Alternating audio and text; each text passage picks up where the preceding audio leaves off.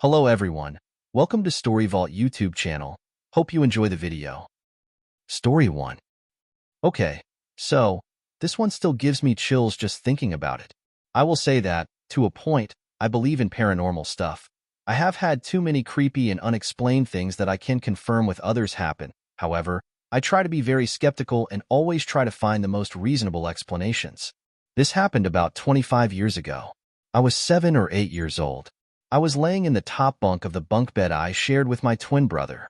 We had an attached bathroom, and the only light coming in the room was the light emanating from under the bathroom door. I was laying in bed, listening to my brother cry as my dad tried to remove a splinter from my brother's finger. I looked at the foot of my bed, and I saw a man about 5 feet 10 inches tall, long hair about shoulder length, short beard, and what looked like a flannel shirt and possibly overalls or suspenders standing there. And his pupils were glowing, kind of green like if you see an animal's eyes in the dark. I started screaming, "Daddy, Daddy, there is a man in here, standing at the foot of my bed." I looked back and he was gone, and I just kept screaming. I was terrified. This apartment had a front and back door, but they were absolutely locked as we lived in a bad neighborhood in a very old part of the city. 10 years later, I recounted the story to my dad, and he had honestly forgotten about it. He did say, and he did not tell me when I was younger, that he did from time to time swear he saw a man who matched that description, minus the glowing eyes, in the apartment late at night. My dad had searched the apartment a few times after seeing him, but there was no trace of a way he came in, and often, he would follow the man to a closet and he just sort of disappeared. Story 2. I was out with my ex-roommate on a night drive. We like to go driving and get lost in the country sometimes and just jam out to music and talk. We lived in central Illinois at the time, so it was pretty much just open land and cornfields. It was super dark, though, so we couldn't see too much beyond the sides of the road and what was in front of us. My roomie was driving, and at this point we had the music off. She suddenly stopped mid-sentence. I had been looking at my phone, so I uked up at her when she got quiet. Her eyes were wide and her brow furrowed. I looked up at the road. On the left side, there was a man just ominously staring into the darkness. Not even half a block later there was another, doing the same thing, and another. About 10 seconds pass and we see another man, facing the road but still on the left side, staring into our headlights with this blank, almost psychotic expression. My blood ran cold and I couldn't explain why. It was so unsettling even though they were just people standing out there. After passing all of them, my roommate suddenly says, "What the duck was that?" I said I had no idea, but I wanted to go home. I'm sure there's some plausible explanation, but that night still makes me shudder for some unforeseen reason. My roomie was creeped out too. There weren't any houses out there, just fields with a few patches of trees. No farm equipment, no mailboxes, cars, or driveways. Just empty darkness and fields. Twilight Zone shit, I swear. Story 3. It was one of the first times I had been left home alone with no one else in it besides my dog. We were in my room lying in my bed, and then my dog lifted her head and faced my door. I was confused at first until I heard light footsteps from the den. I then got up to look under my door, and when I did I saw a shadow pass by my door. I couldn't see above the floor but knew that there was definitely the shadow, and my dog also noticed the presence. I still have no idea what it was. Story 4. One time, I was on the couch watching TV when it suddenly went static for no reason. It had never happened before, and I got such a bad feeling that I grabbed my phone to call someone. The moment I pressed the call button, my phone froze and wouldn't work. Then, out of nowhere, I heard a voice whisper in my ear. After a few minutes, the TV came back on, and at the same moment, my phone started working again. I was home alone, and to this day, I have no explanation for what happened. Story 5. I've posted about this before, but about 6 years ago, my fiancé and I were driving home. It was a 5-hour drive, and we were just about home. It was October, so it was pretty cold out, 9 p.m., and it was raining. This stretch of road is in the middle of the woods, and there's no lights out there. Just dark woods. We were in the middle of a conversation, and we went silent at the same time. We both saw something on the side of the road, peering out of the woods. We drove down that road often, so we have a pretty good idea of the scale of this thing. It was around 7 or 8 feet tall. completely hairless, humanoid, and white. It looked completely emaciated, and its arm and hand was so extremely long and skinny. It peered out and looked at us, illuminated by our headlights. We just sat there silently after we passed it. I eventually asked, "Did you see?" And my fiancé interrupted, "Oh, thank God you saw it too?" A few days later, we were hanging out with a couple friends who live nearby. We hadn't told them about what we saw. They ended up telling us that they saw something nearby. When they saw it, it was at a distance, at the opposite end of a recently harvested cornfield.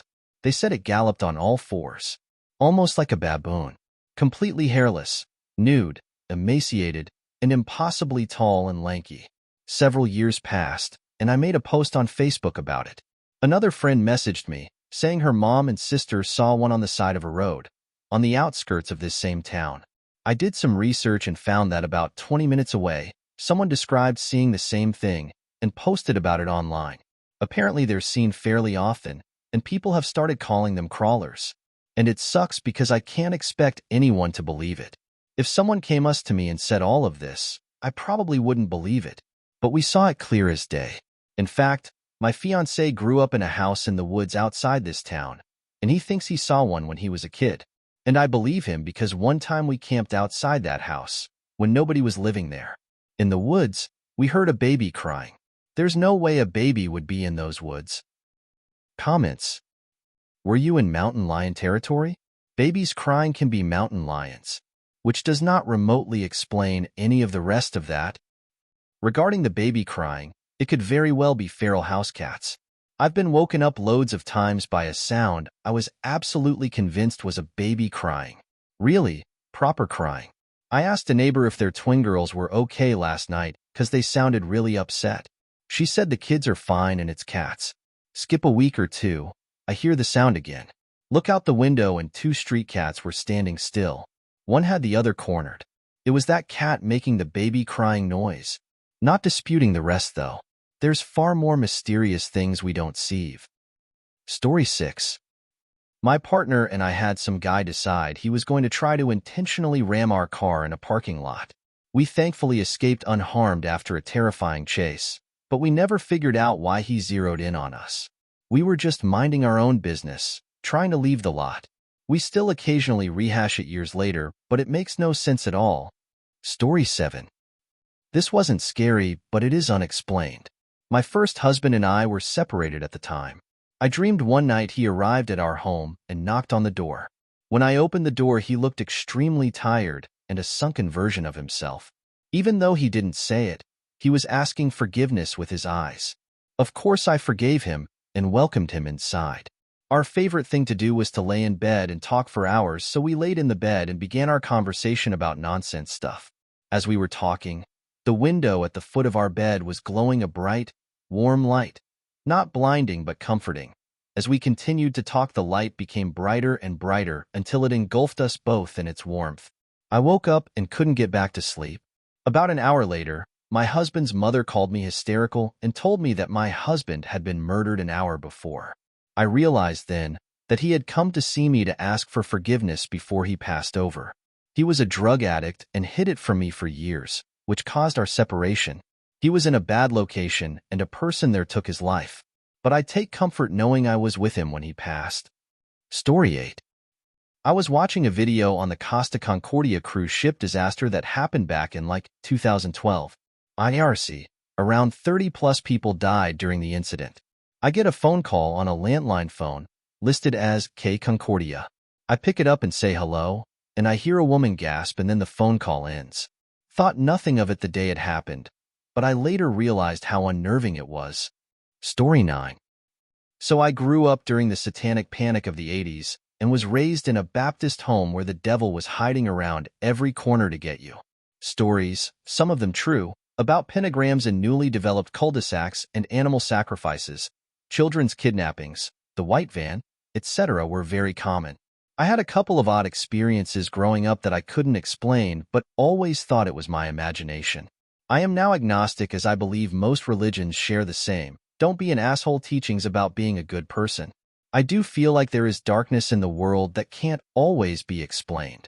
In my early 20s, about 20 years ago, There was a gang off us who rented 3 apartments all in the same building, and weekly hangouts were a thing with drinking, smoking weed, and occasional other substances for the party.